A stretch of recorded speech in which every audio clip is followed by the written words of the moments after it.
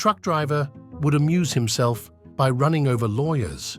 Whenever he saw a lawyer walking down the side of the road, he would swerve to hit him, enjoy the load, satisfying thump, and then swerve back onto the road. One day, as the truck driver was driving along, he saw a priest hitchhiking. He thought he would do a good turn and pulled the truck over. He asked the priest, "Where are you going, Father?" "I'm going to the church 5 miles down the road," replied the priest. "No problem, Father. I'll give you a lift. Climb in the truck." The happy priest climbed into the passenger seat, and the truck driver continued down the road. Suddenly, the truck driver saw a lawyer walking down the road, and instinctively, he swerved to hit him. But then he remembered there was a priest in the truck with him, so at the last minute, he swerved back away, narrowly missing the lawyer. However, even though he was certain he missed the lawyer, he still heard a loud thud. Not understanding where the noise came from, he glanced in his mirrors, and when he didn't see anything, he turned to the priest and said, "I'm sorry, Father. I almost hit that lawyer." "That's okay," replied the priest. "I got him with the door." A lawyer was standing in a long line to get tickets for a theater play. Suddenly, he felt the hands of the man behind him, kneading into his back. He turned and gave the man a stern look, and the kneading stopped. But a few minutes later, he again felt the man's hands on his back. "Excuse me," the lawyer asked, "but why are you touching my back?" "I'm a chiropractor," the man replied, "and sometimes I can't keep myself from practicing my skills." "Get control of yourself," the lawyer shot back. "I'm an attorney, and you don't see me screwing the guy in front of me, do you?" Two law partners hire a new cute young secretary, and a contest arises between them as to who can bed her first, even though they're both already married. Eventually, one of them scores with her, and his partner is quite eager to hear how things went. "So what did you think?" he asks. "Ah," replies the first lawyer, "my wife is better." Some time goes by, and then the second lawyer goes to bed with the secretary. "So," asks the first guy, "what did you think?" The second guy replies, "You were right." Two lawyers had been stranded on a deserted island for several months. The only other thing on the island was a tall coconut tree, which provided their food.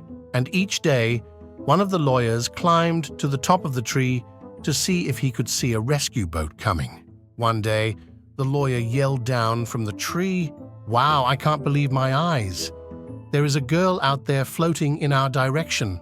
The lawyer on the ground was most skeptical and said, "I think you're hallucinating, and you should come down right now." So the lawyer reluctantly climbed down the tree and told his friend that he had just actually seen a naked blonde woman floating face up, headed toward their island. The other lawyer started to laugh, thinking his friend had surely lost his mind, but within a few minutes, up to their beach floated a naked blonde woman, face up and totally unconscious. The two lawyers went over to her and discovered, yes, she was alive. One said to the other, "You know, we've been on this island for months now without a woman. It's been a long time. Do you think we should, screw her?" The other lawyer glanced down at the totally naked woman and asked, "Out of what?" A lawyer boarded an airplane in New Orleans with a box of frozen crabs and asked a blonde stewardess to take care of them for him. She took the box and promised to put it in the crew's refrigerator. He advised her that he was holding her personally responsible for them staying frozen, mentioning in a very haughty manner that he was a lawyer, and proceeded to rant at her about what would happen if she let them thaw out. Needless to say, she was annoyed by his behavior. Shortly before landing in New York, she used the intercom to announce to the entire cabin, "Would the lawyer who gave me the crabs in New Orleans please raise your hand?" Not one hand went up, so she took them home and ate them. A judge was interviewing a woman regarding her pending divorce and asked, "What are the grounds for your divorce?" She replied, "About 4 acres and a nice little home in the middle of the property with a stream running by." "No," he said. "I mean, what is the foundation of this case?" "It is made of concrete, brick and mortar," she responded. "I mean," he continued, "what are your relations like?" "I have an aunt and uncle living here in town, and so do my husband's parents." He said, "Do you have a real grudge?" "No," she replied. "We have a 2-car carport and have never really needed one." "Please," he tried again, "is there any infidelity in your marriage?" "Yes. Both my son and daughter have stereo sets. We don't necessarily like the music, but the answer to your questions is yes." "Madam, does your husband ever beat you up?" "Yes," she responded. "About twice a week he gets up earlier than I do." Finally, in frustration, the judge asked, "Lady, why do you want a divorce?" "Oh, I don't want a divorce," she replied. "I've never wanted a divorce. My husband does. He said he can't communicate with me." A Mexican bandit made a specialty of crossing the Rio Grande from time to time and robbing banks in Texas. The banks offered a reward for his capture, dead or alive, but offered a much larger award for the recovery of the stolen funds. An enterprising Texas Ranger decided to track him down. After a long and difficult search, he traced the bandit to his hometown. On a hunch, he checked the town's cantina, and sure enough, there was the robber.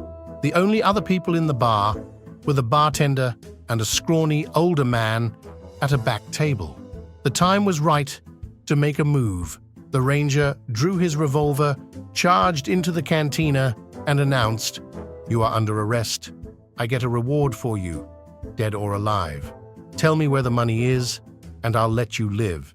If you don't, I'll shoot you right here and save myself the trouble of having to take you back to Texas alive." But the bandit didn't speak English, and the ranger didn't speak Spanish. As it turned out, the scrawny man at the back of the bar happened to be a lawyer. He knew the robber and was bilingual, and quickly offered to translate for the two of them. The ranger said, "Tell him that if he doesn't tell me where the loot is, I'll shoot him here and now." Upon hearing what the ranger had said, and seeing the cold look in his eye, the bandit knew that the ranger meant it. If he did not give up his loot, he was a dead man. Terrified, the bandit blurted out in Spanish that the loot was buried in an old barn at the outskirts of town. "What did he say?" asked the ranger. The lawyer answered, "He said, 'You don't have the nerve to shoot me, Yankee swine.'" My friends, if you want to watch other funny jokes, subscribe to the channel.